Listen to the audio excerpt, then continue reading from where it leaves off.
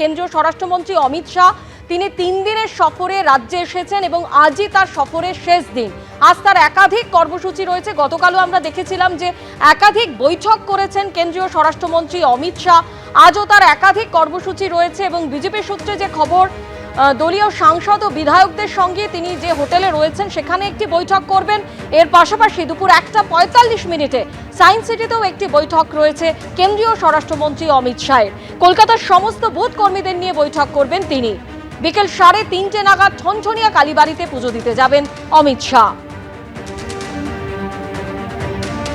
3 দিনের রাজ্য সফরে কেন্দ্রীয় স্বরাষ্ট্রমন্ত্রী অমিত শাহর আজই তার শেষ দিন। আজও তার একাধিক কর্মসূচি রয়েছে, একাধিক বৈঠক রয়েছে।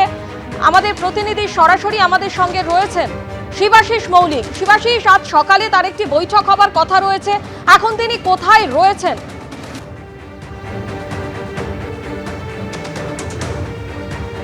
স্বর্ণালী, দেখো, সূচি অনুযায়ী তালকুটি থেকে বেরিয়ে তার এখানে এসে পৌঁছানোর কথা 11:30। আমি এই মুহূর্তে দাঁড়িয়ে রয়েছি সল্টলেকের সেক্টর 5-এর অল টিয়ার হোটেলের সামনে। এই অল টিয়ার হোটেলেই সাংসদ এবং বিধায়কদের সঙ্গে আজকে বৈঠক করবেন কেন্দ্রীয় স্বরাষ্ট্রমন্ত্রী অমিত শাহ। এবং আর কয়েক মাস পরেই যে বিধানসভা নির্বাচন, তাতে জনপ্রতিনিধিদের কি ভূমিকা হবে, বিশেষ করে বিধায়করা, তাদের যেহেতু বিধানসভা ভোটে জিতে আবার বিধানসভায় ফিরতে হবে, সেজন্য বিধায়কদের জন্য কি গাইডলাইন, কি নির্দেশ দিয়ে যান অমিত শাহ, সেদিকে সকলেই তাকিয়ে রয়েছে। প্রথম এই কর্মসূচির পর দ্বিতীয় কর্মসূচি রয়েছে কিন্তু সায়েন্স সিটিতে।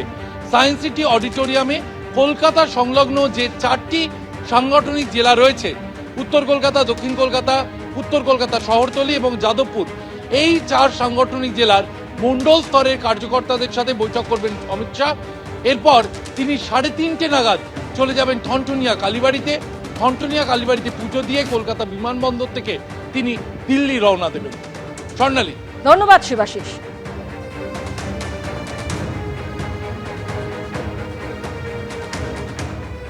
দরজায় কড়া নাড়ছে বিধানসভা ভোট, চড়ছে রাজনীতির পারদ।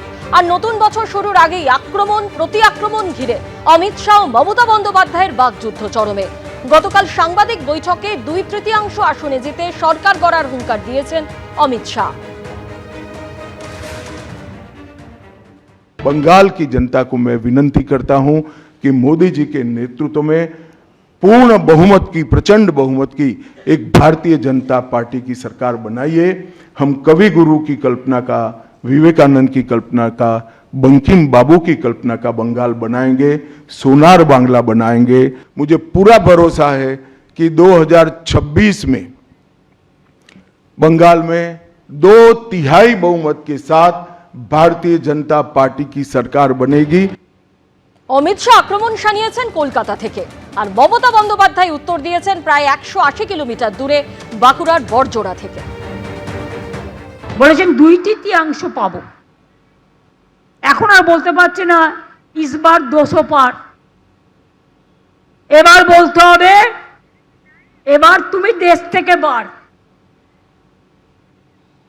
বাংলা জিতে তোমাকে দেশ থেকে কি করে তাড়াতে হয়, গণতন্ত্রের মাধ্যমে বাংলায় পথ দেখাবে। আমরা ভাঙি তবু মচকাই না, আমরা মাথা উঁচু করে চলি। দিল্লি সামলাতে পারে না, বাংলা সামলাবে। কেন্দ্রীয় স্বরাষ্ট্রমন্ত্রী যখন তৃণমূলকে সমূলে উপড়ে ফেলার হুঙ্কার দিচ্ছেন, তখন তীব্র কটাক্ষ করে মমতা বন্দ্যোপাধ্যায় বলছেন জিতবে না, কচু হবে। अप्रैल में बंगाल में विधानसभा के चुनाव होने जा रहे हैं।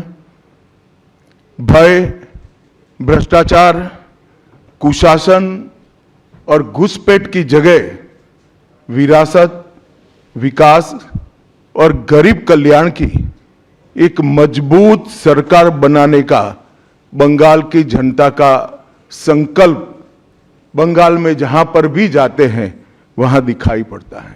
নির্বাচন সামনে বলে বাবুদের, ওই যে হ্যাংলা বাবু, তাড়াতাড়ি ওনাকে জিততে হবে। জিতবে না কচু হবে, জিতবে না ঘেচু হবে। বল যা ঘেচুর ইংরেজি জিজ্ঞেস কর, বাংলা ওয়ার্ড, আগে বাংলা ভাষা শেখ। এগুলো বাংলার word, typical type of word. ঘেচু হবে, প্রচুন্ন ইংরেজি জানবে, ঘেচুর ইংরেজি কি বের করো। 26 বিধানসভা ভোটের আগে রাজ্যে এসেছেন অমিত শাহ, বৈঠক করছেন রণকৌশল নিয়ে। দুর্নীতি ইস্যুতে রাজ্যের তৃণমূল সরকারকে আক্রমণ করেছেন কেন্দ্রীয় স্বরাষ্ট্রমন্ত্রী। मोदी जी में के नेतृत्व में बंगाल में भारतीय जनता पार्टी की सरकार बनने के साथ ही यहां की विरासत को हम पुनर्जीवित करेंगे। आज ममता बनर्जी के नेतृत्व में भ्रष्टाचार के कारण पूरे बंगाल का विकास एक प्रकार से थम गया है। आप आंख मूंद लिए ही हो भ्रष्टाचार के लिए, मगर बंगाल की जनता अपनी आंख बंद कर नहीं बैठी है। পাল্টা এসআইআর আবহে অমিত শাহর পদত্যাগ দাবি করেছেন মমতা বন্দ্যোপাধ্যায়। এসআইআর মানে সর্বনাশ। তুমি এসআইআর করতে 2 মাস টাইম নিলে, আর বাদ দিতে 1.5 কোটি লোককে 1.5 দিন টাইম নিলে। এটা বড় কেলেঙ্কারি। ভ্রষ্টাচারী হোম মিনিস্টার, রিজাইন করো, ইউ মাস্ট রিজাইন। তোমার পদত্যাগ চাই, তা নাহলে ভারতবর্ষের মানুষ তোমাকে পদচ্যুত করবে। অমিত শাহর সঙ্গে দুর্যোধন দুঃশাসনের তুলনা টেনে আক্রমণও শানিয়েছেন মমতা বন্দ্যোপাধ্যায়। इस बार कितना होगा? আজকে নাকি বলেছেন দুঃশাসন বাবুদা 2 চোখে, এক চোখে দুর্যোধন আর এক চোখে দুঃশাসন। যতদিন বাঁচবো এই দুরাচারীদের বিরুদ্ধে লড়বো, এই শকুনি মামাদের বিরুদ্ধে লড়বো, এই দুর্যোধনদের বিরুদ্ধে লড়বো, এই দুঃশাসনদের বিরুদ্ধে লড়বো। অমিত শাহকে মুখ্যমন্ত্রীর আক্রমণে জবাব দিয়েছে বিজেপি। মানুষ জানে কে দুর্যোধন কে দুঃশাসন, কোথায় দুর্যোধনরা রয়েছেন, কোন পরিবারে তারা থাকেন, কালীঘাটে কোথায় দুর্যোধন দুঃশাসনদের বাস, পশ্চিমবঙ্গের মানুষ হাড়ে হাড়ে জানেন। এবং ধৃতরাষ্ট্রটি কে সেটা না জানলেও গান্ধারী কে সেটা কিন্তু পশ্চিমবঙ্গের মানুষ খুব ভালো করে জানেন। দেশের প্রতি অসামান্য সেবার জন্য সম্মান জানাতে বিএসএফ এর হেডকোয়ার্টার সাউথ বেঙ্গল ফ্রন্টিয়ারের তরফে অনুষ্ঠিত হলো অলংকরণ সমারোহ 2025। এদিনের অনুষ্ঠান থেকে বিএসএফ এর 21 জন আধিকারিকের হাতে বিশেষ পদক তুলে দেওয়া হয়। অনুষ্ঠানে প্রধান অতিথি হিসাবে উপস্থিত ছিলেন রাজ্যপাল সিভি আনন্দ বোস সহ বিশিষ্টরা। দেশের প্রতি অসামান্য সেবার জন্য সম্মান জানাতে বিএসএফ এর হেডকোয়ার্টার সাউথ বেঙ্গল ফ্রন্টিয়ারের তরফে অনুষ্ঠিত হলো অলংকরণ সমারোহ 2025। কলকাতার স্টেট ব্যাংক ইনস্টিটিউট অফ লিডারশিপের বিল্ডিংয়ে হয় এই বিশেষ অনুষ্ঠান, যেখানে প্রধান অতিথি হিসেবে উপস্থিত ছিলেন রাজ্যপাল সিভি আনন্দ বোস, বিএসএফ এর ইস্টার্ন কমান্ডের inspector general HR Rakesh Ranjan Lal সহ বহু বিশিষ্ট।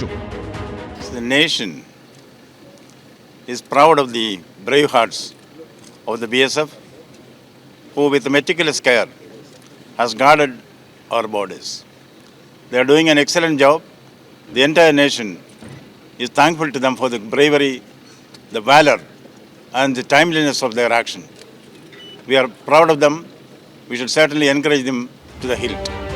এদিন বিএসএফ এর হেড কনস্টেবল থেকে ডিআইজি পদমর্যাদার 10 জন কর্মরত এবং অবসরপ্রাপ্ত এসআই ও ইন্সপেক্টর পদমর্যাদার 11 জন আধিকারিকদের হাতে president police medal for meritorious service পদক তুলে দেওয়া হয়। सीमा सुरक्षा बल के अधिकारियों और जवानों ने सदैव अपने फर्ज को अपने जीवन से ऊपर रखते हुए हर परिस्थिति में अपने आदर्श वाक्य जीवन पर्यंत कर्तव्य को चरितार्थ किया है एवं अपने राष्ट्र के लिए सुरक्षा की पहली दीवार होने का प्रतिष्ठित गौरव हासिल किया है। अपने कर्तव्यों का संतुलन रखते हुए काम करना अत्यंत चुनौतीपूर्ण है, किंतु सीमा सुरक्षा बल में कर्मठ, कुशल एवं पराक्रमी जवान प्रति इन चुनौतियों से जूझते हुए अपनी जिम्मेदारियों का सम्यक निर्वहन कर रहे हैं। এদিনের এই অনুষ্ঠান থেকেই ভিজুয়াল রিপ্রেজেন্টেশনের মাধ্যমে দেশের সীমান্ত সুরক্ষায় বিএসএফ এর দৃষ্টান্তমূলক ভূমিকার ভূয়সী প্রশংসা করেন উপস্থিত অতিথিরা। আবির দত্ত, এবিপি আনন্দ, কলকাতা। এবিপি আনন্দ, এগিয়ে থাকে, এগিয়ে রাখে।